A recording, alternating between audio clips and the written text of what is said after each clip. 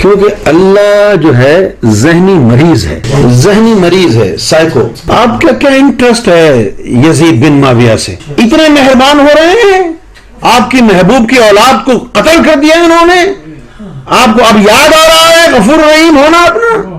محمد کی آل کو شہید کر دیا انہوں نے، اور آپ اپنے غفور الرحیم ہونے کے پیچھے پڑے ہوئے ہیں. صرف اسی بہن چود کو معاف کرنے کے لیے غفور الرحیم ہونا ہے آپ نے.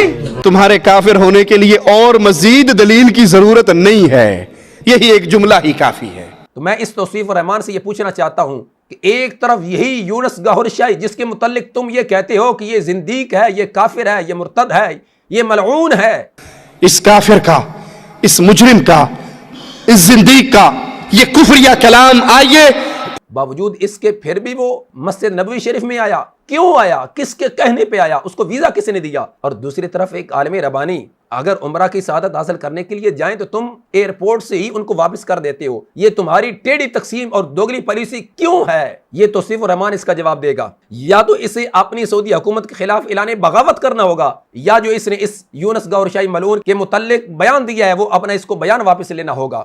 بسم اللہ والصلاۃ والسلام علی رسول اللہ. السلام علیکم ورحمۃ اللہ تعالی وبرکاتہ. معزز سامعین ناظرین، آج کے اس پرفتن دور میں جب ہر طرف سے گمراہی، بے دینی کا طوفان بدتمیزی بپا ہے اور لادینیت قوتیں، یہود و نصارہ کے جو علاقار ہیں، اسلام دشمن قوتیں ہیں، وہ اسلام کی شمع کو بجھانے کے درپے ہو چکے ہیں اور مسلک حق مہذب مذہب اہل سنت و جماعت کے خلاف انہوں نے اپنی سازشیں تیار کر رکھی ہیں. تو آج میں نے آپ کے سامنے دو چار فتنوں سے آپ کو آگاہ کرنا ہے. اگرچہ ہم میں سے کئی حضرات نے ان کے نام سن رکھے ہوں، مگر ان کے جو کفری عقائد و نظریات ہیں ہو سکتا ہے کہ ان سے وہ آگاہ نہ ہوں، بلکہ ایک ایسا فتنہ ہے کہ جس کے متعلق تو ہو سکتا ہے کہ ہم میں سے جو خاص الخواص لوگ ہیں وہ بھی آگاہ نہ ہوں. مگر ساتھ آپ یہ ویڈیو بھی دیکھتے جائیے اور گفتگو بھی آپ سماعت فرماتے جائیے. یہ ملعون شخص یونس گوہر شاہی ہے اور یہ خلیفہ ہے ریاض احمد گوہر شاہی ملعون دجال کذاب کا. فتنہ گوہر شاہی کا جو بانی تھا ریاض گوہر شاہی، جس کے عقائد و نظریات اس قدر کفریہ کہ معاذ اللہ جس نے امام مہدی ہونے کا دعویٰ کر رکھا تھا، جس کے نزدیک قرآن 40 پارے، اور جو مرزا قادیانی کے لحاظ سے اپنا یہ نظریہ اور فکر رکھتا تھا کہ مرزا قادیانی نے اگرچہ نبوت کا دعویٰ کیا مگر باوجود اس کے وہ پھر بھی بڑا ہی عابد بھی تھا اور زاہد بھی تھا، اور اپنے لحاظ سے یہ کہتا ہے کہ مجھ پر بھی سوسائٹی اور معاشرے کی وجہ سے مرزائیت اور وہابیت کا اثر ہو گیا.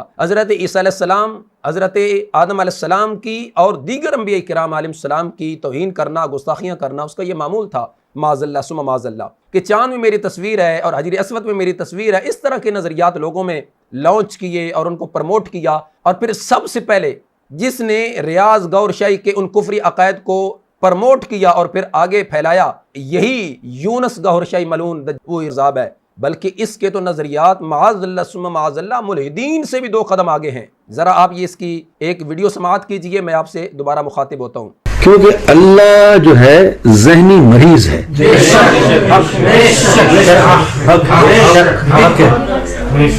ذہنی مریض ہے، سائیکو.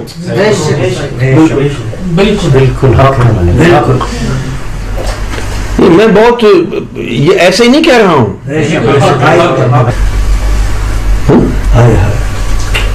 تو آپ ذرا یہ دیکھیں، یہاں پر یہ نقطہ ہے بڑے غور سے سننے والا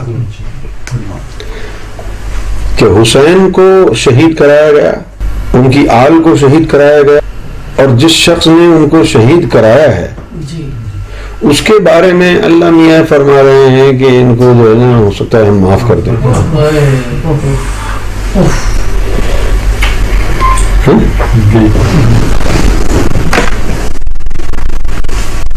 یہ کیوں کہہ رہے ہو معاف کر دیں؟ یہ کیوں نہیں کہتے کہ ہم نے کرایا ہے؟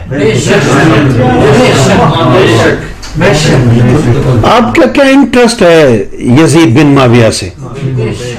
اتنے مہربان ہو رہے ہیں، آپ کی محبوب کی اولاد کو قتل کر دیا انہوں نے، آپ کو اب یاد آ رہا ہے غفور الرحیم ہونا اپنا؟ محمد کی آل کو شہید کر دیا انہوں نے، اور آپ اپنے غفور الرحیم ہونے کے پیچھے پڑے ہوئے ہیں. صرف اسی بہن چود کو معاف کرنے کے لیے غفور الرحیم ہونا ہے آپ نے. تمہارے کافر ہونے کے لیے اور مزید دلیل کی ضرورت نہیں ہے، یہی ایک جملہ ہی کافی ہے.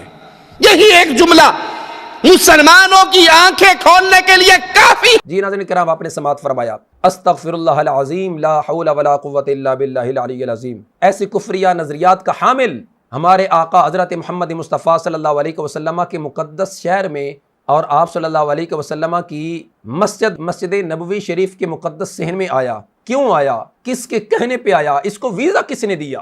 سوچنے والی بات ہے ناظرین کرام۔ پورے عالم اسلام سے میں مخاطب ہو کر یہ اپنا درد دل پیش کر رہا ہوں۔ یہی یونس گوہر شاہی جس کے متعلق یہی توصیف الرحمان جس نے ریال کا کلمہ پڑھا ہوا ہے، تو جب ریال لگے تو پھر ایک عالم ربانی، عاشق رسول، فنا فی الرسول، قائد اہل سنت، امام عظیمت حضور قبلہ مفتی ڈاکٹر محمد اشرف آصف جلالی دامت برکاتہم القدسیہ کے خلاف بھی یہ بولنا شروع کر دیتا ہے۔ جب ریال لگے تو بڑے بڑے علماء اہل سنت کے خلاف زبان درازی کرتا ہے، اس لیے کہ چونکہ حضرت قبلہ امام جلالی زید شرف نے جو انہوں نے بناوٹی توحید کی بنیاد پر پوری امت مسلمہ کو مشرک قرار دیا، تو حضرت قائد اہل سنت دامت برکاتہم القدسیہ نے عقیدہ توحید سیمینار کر کے ان کے ان تمام تر یہود و حنود کی خوشنودی کے لیے جو انہوں نے اسلام کی تعلیمات کو مسخ کر رکھا تھا اس کو بے نقاب کیا اور اس کا پردہ چاک کیا۔ تو میں اس توصیف الرحمان سے یہ پوچھنا چاہتا ہوں کہ ایک طرف یہی یونس گوہر شاہی جس کے متعلق تم یہ کہتے ہو کہ یہ زندیق ہے، یہ کافر ہے، یہ مرتد ہے، یہ ملعون ہے،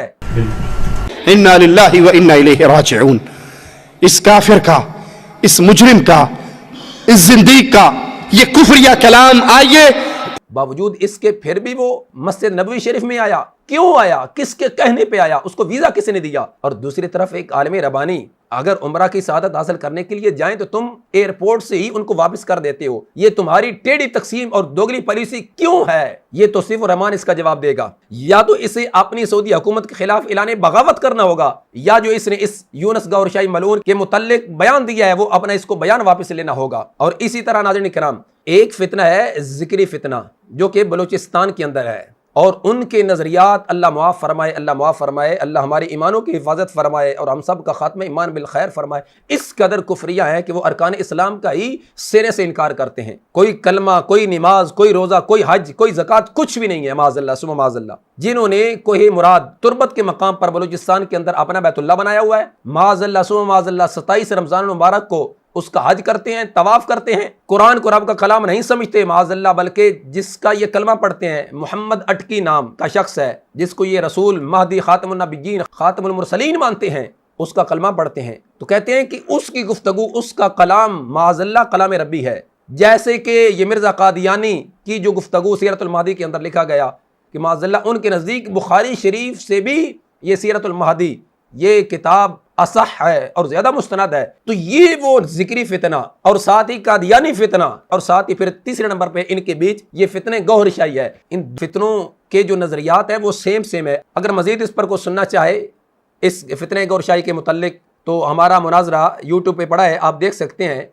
لاہور کی سرزمین رائے ونڈ میں ہمارا جب یہ مناظرہ ہوا تو اس ریاض گوہر شاہی کا جو ماننے والا شخص تھا، سابقہ ماننے والا، بعد میں تو الحمدللہ اس نے علانیہ طور پر بڑے مجمع میں توبہ کی اور اس ملعون دجال کذاب پر لعنت بھیج کر وہ دائر اسلام میں داخل ہوئے اور انہوں نے اہل سنت و جماعت کو قبول کیا اللہ کے فضل سے۔